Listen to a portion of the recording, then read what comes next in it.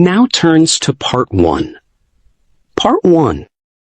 You are going to hear a conversation between Angela and Mr. Ray. Angela is applying to join the library. First, you have some time to look at questions 1 to 5.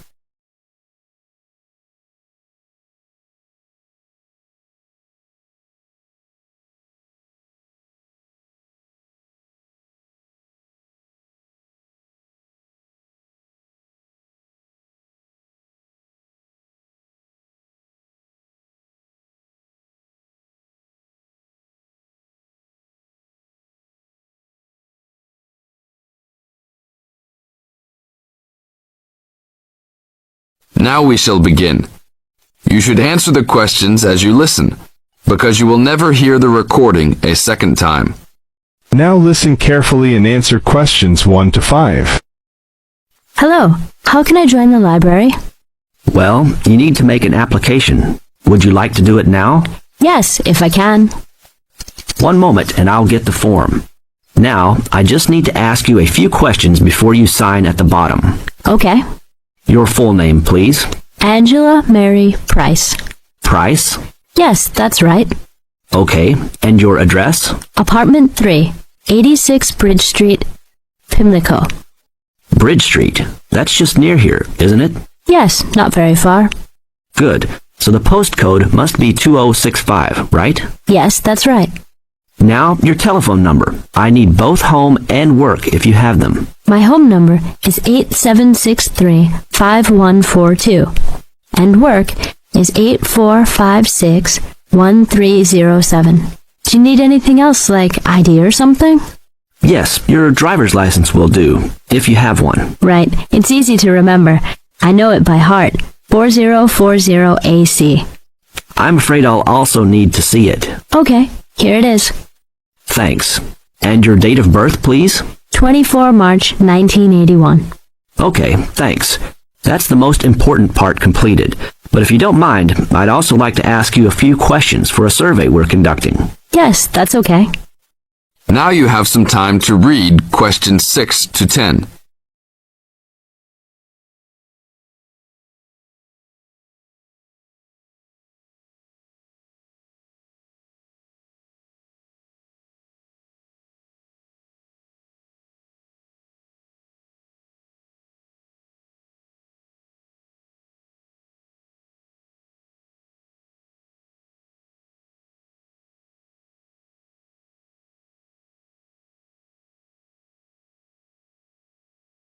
As the conversation continues, answer questions 6 to 10.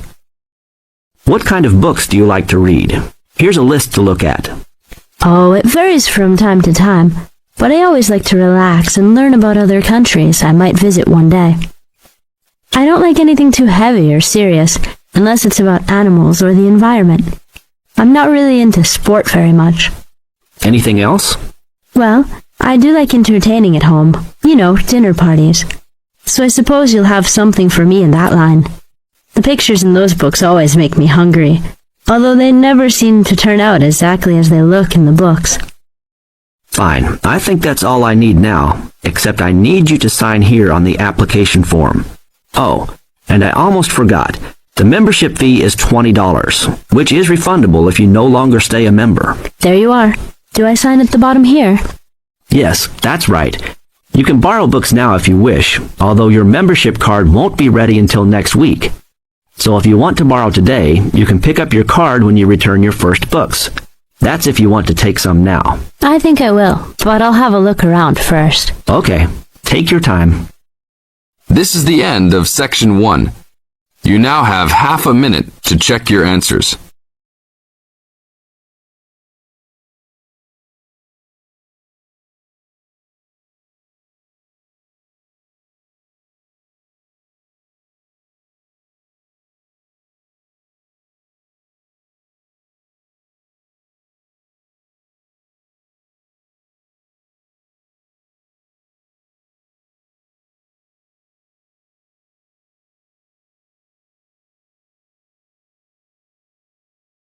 Now turns to Part 2. Part 2. First, you have some time to look at questions 11 to 15.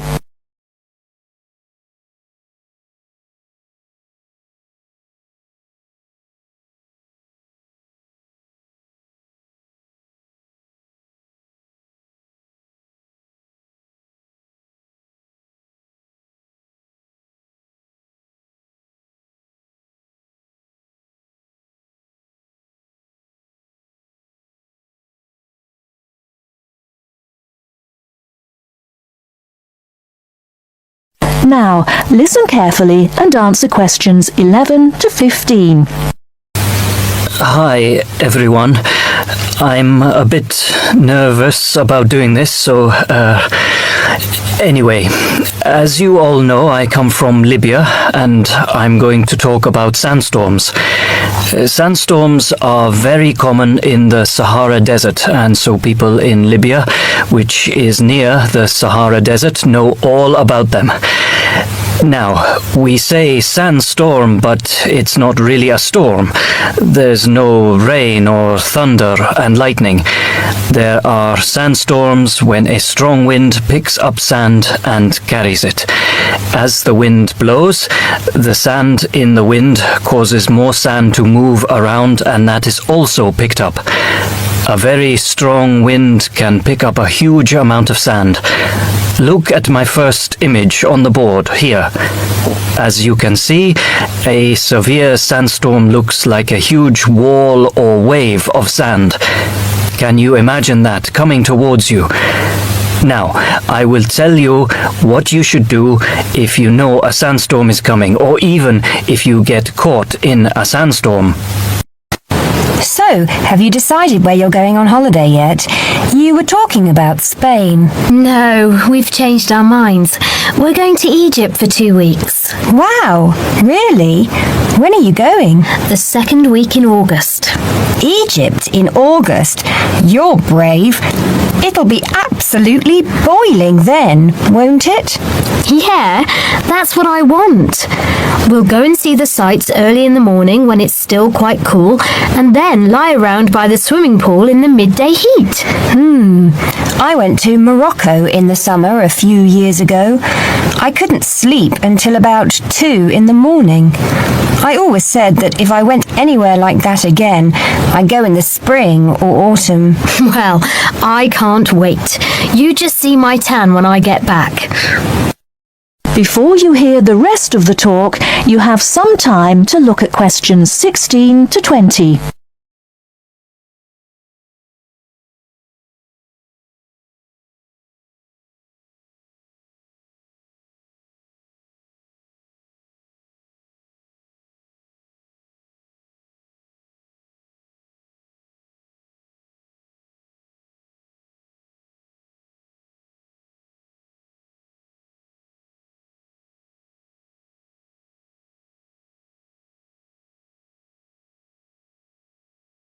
Now listen and answer questions 16 to 20. Good evening, Professor Drake, and welcome to the programme. Good evening. Now, as we have heard, it appears that there are a greater number of hurricanes now, particularly in the Atlantic, and that hurricanes are becoming more violent and causing more damage. First of all, could you explain what causes a hurricane? Yes, certainly. Hurricanes, or tropical cyclones as they are also known, are really huge storms, or a number of storms that occur together within a small area. They are caused by low pressure and moist air rising from the Earth's surface, usually the surface of the sea. As the moist air rises, it becomes warmer, and this is what forms the hurricane. If the hurricane is strong enough, it will develop an eye. The eye, which is circular, is at the center of the hurricane and can be huge, 300 kilometers in diameter perhaps. The eye is usually calm. It is the area around the eye wall, where the storms occur. The eye wall surrounds the eye like the wall of a huge vertical passage and is made up of the strong winds that cause the damage when the hurricane passes over land. Spreading out from the eye wall is the vast area of clouds and rain that we call the rain bands. These rain bands can spread for hundreds of kilometers. Thank you for that, Professor. Now, why is it that the world is experiencing a greater... Floods occur when the water level rises in an area where there was previously little or no water. Floods can be dramatic. They occur suddenly and the water level rises quickly. Or creeping, the water level rises over a longer period of time. They occur either because there is a larger amount of rainfall in an area than is usual, or because ice melts. Floods generally cause damage and negatively affect the economy of an area, but they can also be beneficial. The River Nile floods annually, and the water brings nutrients to the soil in surrounding fields. This, of course, means better crops. Most floods occur naturally, but they can be... That is the end of part 2. You now have half a minute to check your answers.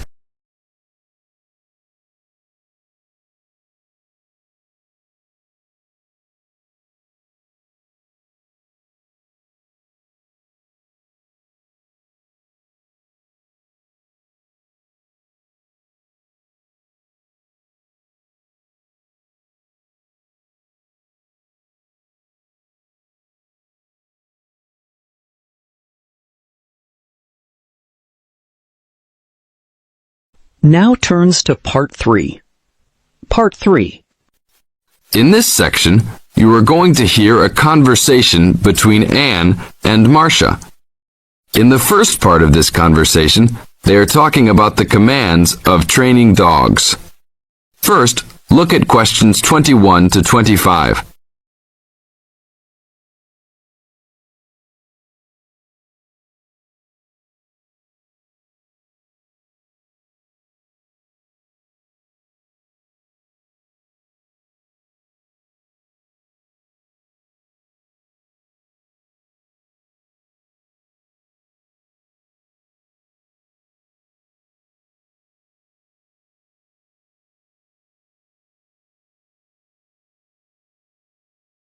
Now listen to the first part of the conversation and answer questions 21 to 25.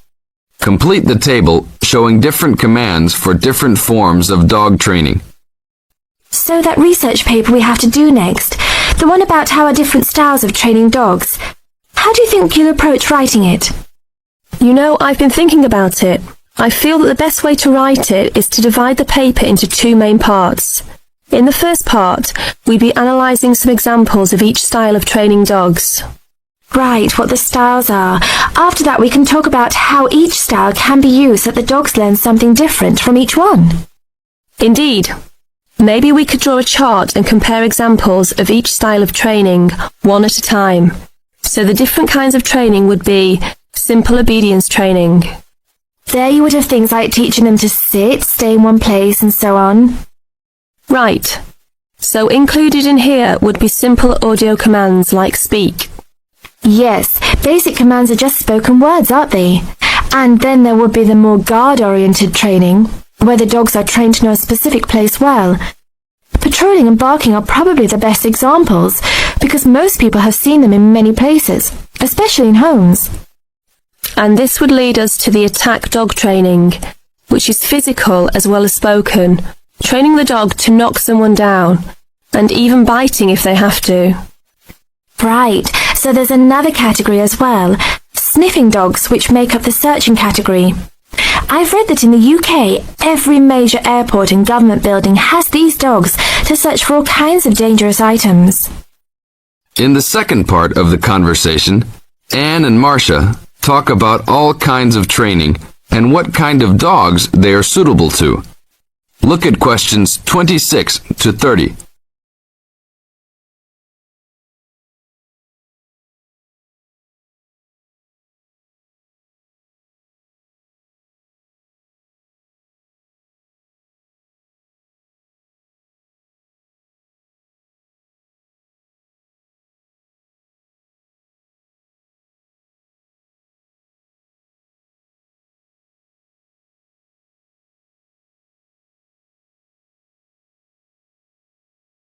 Listen carefully and answer questions 26 to 30. I can believe that. Well, we have a good list to build on. We're finally getting started now. So let's try to figure out when each type of dog training should be used. I guess we can start by trying to figure out the best situation for each type of dog training. What do you mean? What I mean is whether each type of training should be used with different kinds of dogs.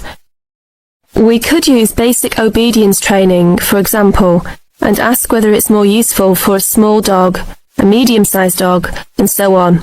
In this case, I'd say obedience training is best with small dogs, because they tend to get excited easily, and this will help keep them out of trouble.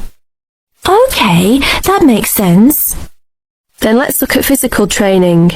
Even though some people think it's ideal for every breed of dog, I think it's better suited to the larger kinds. Small dogs usually just aren't smart enough to understand the physical commands, and they can even get hurt from them. The specialized sniffing training is the same. I think they're better with the more intelligent breeds of dogs, and they're hardly ever useful with really small dogs. Attack training, however, can be useful for every kind of large dog, as long as the dog is treated well and given a lot of care and attention. All right, and what about guard training? Barking is an ideal way for small dogs to guard a home. I know they aren't big enough to stop a person, but making some noise is often all a dog needs to do. Other kinds of guard training like biting, though, are different. I'd always plan to teach those to a smart dog, give them a chance to use their brains and defend their homes. I'd have to agree. Trainers often just teach large dogs to bark at a person when they think something isn't right. But if they know how to use physical skills in a bad situation, they could save their owner's life someday. Yes, I suppose that different people would have different needs for their pets. Right, and different trainers would recommend different methods for different breeds. This is the end of Section 3. You now have half a minute to check your answers.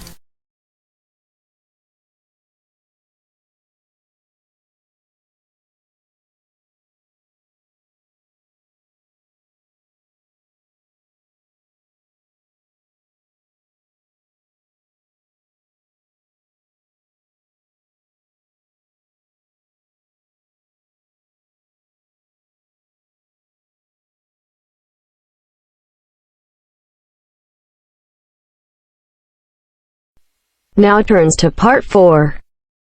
Part 4. You will hear a postgraduate psychology student talking to other students about a job satisfaction study he has investigated. Before you listen, you have some time to look at questions 31 to 40.